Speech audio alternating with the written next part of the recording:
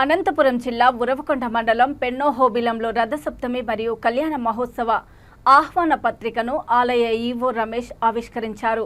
అనంతరం ఆయన మాట్లాడుతూ ఫిబ్రవరి 4వ తేదీన మంగళవారం 11 గంటలకు లక్ష్మీ నరసింహస్వామి రథసప్తమి మరియు స్వామివారి కళ్యాణోత్సవం జరుగుతుందని, కావున భక్తులందరూ విచ్చేసి స్వామివారి తీర్థ ప్రసాదాలు స్వీకరించాలని, అలాగే స్వామివారికి నూతన రథం నిర్మాణమునకు 2,30,00,000 వ్యయంతో నిర్మాణం చేపడుతున్నామని, ఈ కార్యక్రమంలో దేవస్థానం నిధుల నుండి 70 లక్షల రూపాయలు వేచిస్తున్నామని, మిగిలిన 1,60,00,000 భక్తాదుల నుండి సేకరించి త్వరలో నిర్మాణపు పనులు మొదలు పెడుతున్నామని, ఇప్పటి వరకు భక్తాదులు దాదాపు 1,10,18,112 రూపాయల విరాళాలు అందజేశారు.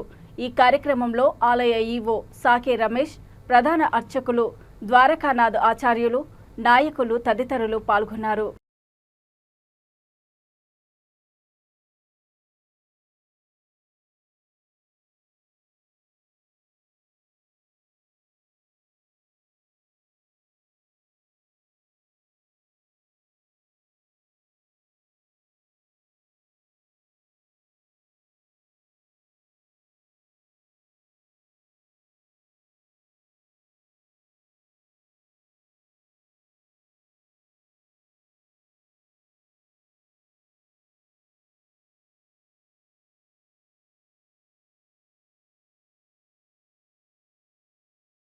ఫిబ్రవరి 4వ తేదీన రథసప్తమి సందర్భంగా అనంతపురం జిల్లా ఉరవకొండ మండలం పెన్నహోబిలంలో ఉన్న శ్రీ లక్ష్మీ నరసింహస్వామి దేవస్థానానికి సంబంధించి ఆ రోజున కళ్యాణోత్సవం జరుగుతుంది.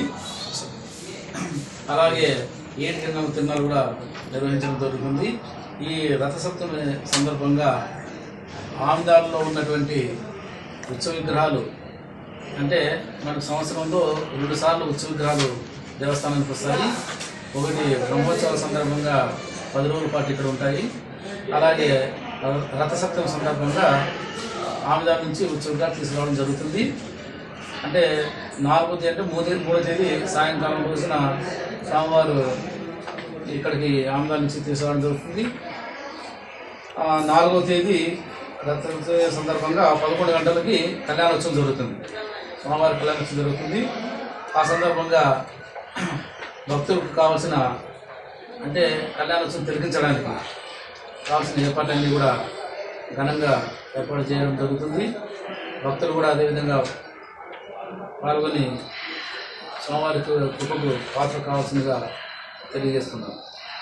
నరసింహ పరబ్రహ్మణే నమః. శ్రీ వికృత మహాగురువే నమః. స్వస్తి శ్రీ రోజునామ సంవత్సర మాఘ శుద్ధ సప్తమి అనగా 4/2/2025 సంవత్సరం మంగళవారం శ్రీ స్వామివారికి ఘనంగా కళ్యాణోత్సవం నిర్వహించడం ఆనవాయితీగా జరుగుతుంది.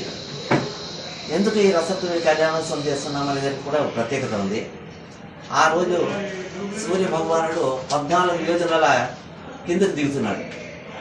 ఎందుకు దిగుతున్నాడంటే ఆయన పైన ఉంటే వర్షాలు వచ్చేకి ఇబ్బంది అవుతుంది.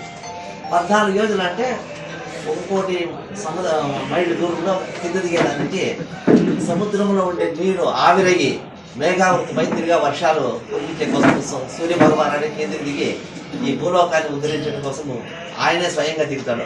ఆ దిగే రోజే రథసప్తమిగా మనము పేర్కొంటాము. ఆ రోజు సూర్య భగవానుడికి ప్రత్యేకమైన మన స్వామివారి కళ్యాణం